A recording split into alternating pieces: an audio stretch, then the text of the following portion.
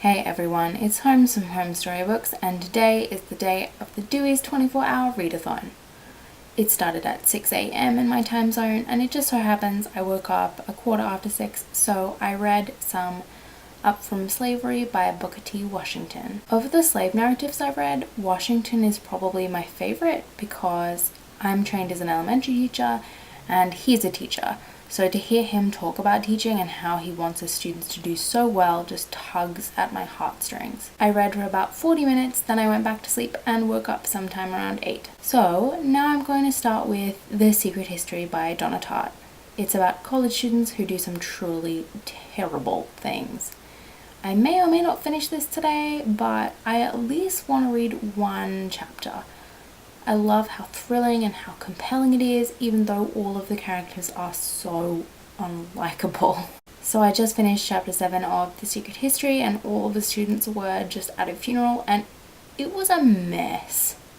I have so many unanswered questions, and there's so many half-finished secrets, and I'm curious to see if it'll dovetail in the end. But for now, I'm going to go on and read East of West, Volume 1, The Promise by Jonathan Hickman and Nick Dragotta. It's a sci-fi western and features the 4 horsemen of the apocalypse as main characters. I love the art style.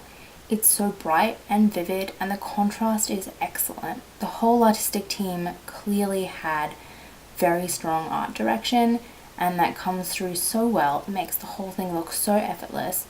So if the writing isn't any good, at least it will be beautiful. So I'm 46 pages into East of West, and I love it so far. The art, like I said, is gorgeous, and even though the story is a little bit muddled, it's starting to really come through. I love the colors, love the palette, and I love the anti-hero protagonist they created. My one gripe is one of the characters, Wolf, the native character, is depicted in a very traditional way.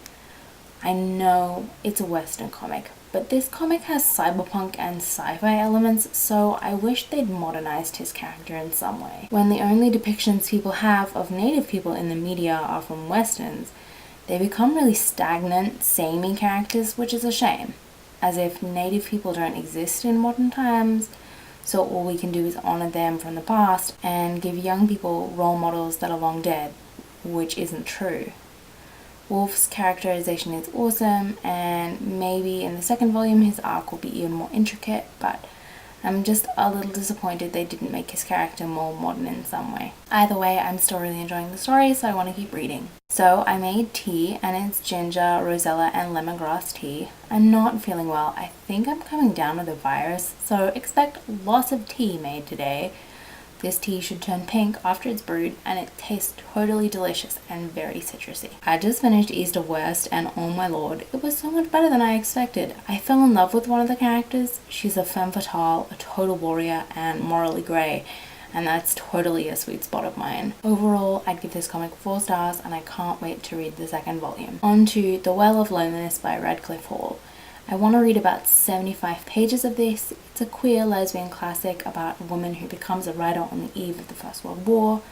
Some drama happened in the last few pages, so I'm readying myself for some emotional turmoil. Plant interlude. I thought I'd show you guys my plants. They've been doing so well and have really helped cheer me up over this odd on again, off again Canadian winter weather we've been having. We have some cucumber, some dill, some green onion, tomato seedlings, and then we have some parsley and carrot and kohlrabi incubating in little plastic greenhouses. Then we have more cucumbers. They're so tall and I'm so proud of them. And basil again. We got all of these from the dollar store for like $50 total. So I'm so glad they've done so well. We have parsnip saplings. They take a long time to grow, so right now they're in compostable pots that break down if you bury them in the ground, which is cool. Lastly, we have chives and oregano, which we've had some mixed results with so far. But okay, I gotta go make some tea and read because this is a readathon. This is the tea that started my love of tea. It is Full Moon by Mariage Frere. They're a French company based in London, Tokyo, and France, and this is a vanilla black almond tea.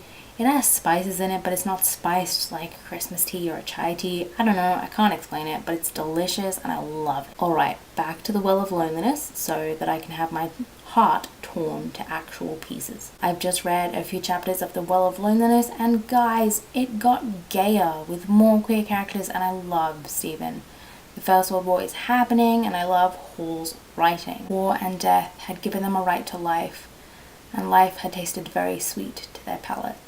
Also, these are my notes for the review I'm going to write for the Well of Loneliness, so it's going to be a long one. Okay, I can feel myself faltering and feeling a little tired, but I'm going to go with The Mysteries of Udolpho by Anne Radcliffe in a minute. It's so thick.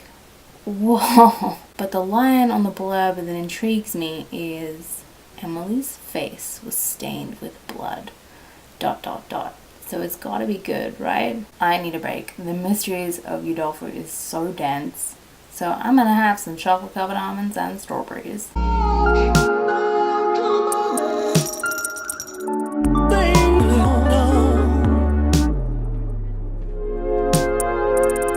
I've read the chapter of Mysteries of Udolpho and oh boy, it's dense and super descriptive and just goes on and on about the environment. There was a little peak of horror in this chapter, but oh boy, some of the parts of this text would literally just go right over my head.